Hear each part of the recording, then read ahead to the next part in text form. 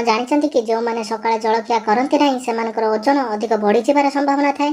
99% ଲୋକ ଜାଣନ୍ତି ନାହିଁ ଯେ ଯେତେବେଳେ ଆପଣ ଜଳଖିଆ କରନ୍ତି ନାହିଁ ଆପଣଙ୍କ ଶରୀର ଭୁଲ କରି ଭାବେ ଯେ ଆପଣ ଖାଦ୍ୟ ଯୋଗାଇ ପାରିବେ ନାହିଁ ଏବଂ ଅଟୋମେଟିକାଲି ଏନର୍ଜି ସେଭିଂ ମୋଡକୁ ପରିବର୍ତ୍ତିତ ହୋଇଯାଏ। ଆପଣଙ୍କ ଶରୀର ମେଟାବଲିକ୍ ହାର କମାଇବା ସହିତ ଏହା ଚର୍ବି ସଂରକ୍ଷଣ କରିଥାଏ, ଯାହାକି ଖର୍ଚ୍ଚ ହେବା ଉଚିତ ଥିଲା, ଯାହା ଆପଣଙ୍କୁ ଭୋକିଲା ରହିବାରୁ ରକ୍ଷା କରିଥାଏ। କେବଳ ଏତିକି ନୁହେଁ, ସକାଳେ ଜଳଖିଆ ନ ଖାଇବା ଦ୍ୱାରା ଆପଣଙ୍କ ବ୍ଲଡ୍ ସୁଗାର ମଧ୍ୟ କମିଯାଏ।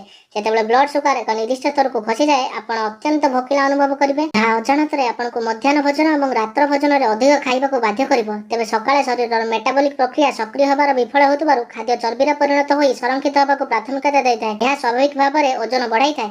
ଯେଉଁ ମଣିଷମାନଙ୍କ ଶରୀରରେ ବ୍ଲଡ୍ ସୁଗାର କମ୍ ରହେ ସେମାନଙ୍କ ପାଇଁ ସକାଳ ଜଳଖିଆ ନ ଖାଇବା ଏକ ବିପଜ୍ଜନକ ଆଚରଣ।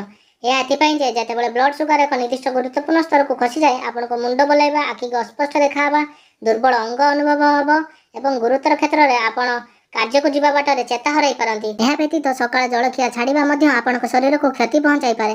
ସାଧାରଣତଃ ରାତିସାରା ଖାଦ୍ୟ ହଜମ ହେବା ପରେ ପେଟରେ ଏସିଡ୍ ବ୍ୟତୀତ ଅନ୍ୟ କିଛି ନଥାଏ। ଯଦି ଆପଣ ସକାଳେ ଜଳଖିଆ ଖାଆନ୍ତି ନାହିଁ ତେବେ ପେଟରେ ଏସିଡ୍ ଗ୍ୟାଷ୍ଟ୍ରିକ୍ ମୁକୋଷ ଉପରେ ପ୍ରଭାବ ପକାଇଥାଏ। ଏପରି ଦୀର୍ଘକାଳୀନ ଆଚରଣ ପେଟ ଅସୁସ୍ଥତା ଏବଂ ଅନ୍ୟାନ୍ୟ ସମସ୍ୟା ସୃଷ୍ଟି କରିଥାଏ। ପ୍ରୋଟିନ୍ ପୂରଣ ପାଇଁ ସକାଳ ଜଳଖିଆ ଏକ ଗୁରୁତ୍ୱପୂର୍ଣ୍ଣ ଭୋଜନ। ଯଦି ଆପଣ ନିରନ୍ତର ଜଳଖିଆ ଛାଡ଼ନ୍ତି ତେବେ ଆପଣଙ୍କ ଶରୀର ପ୍ରୋଟିନ୍ ଏବଂ ଭିଟାମିନ୍ ଭଳି ପୁଷ୍ଟିକର ଖାଦ୍ୟର ଅଭାବରୁ ପ୍ରଭାବିତ ହୋଇପାରେ, ଯାହା ଆପଣଙ୍କ କେଶ ଏବଂ ଚର୍ମର ସ୍ୱାସ୍ଥ୍ୟ ଉପରେ ପ୍ରଭାବ ପକାଇପାରେ।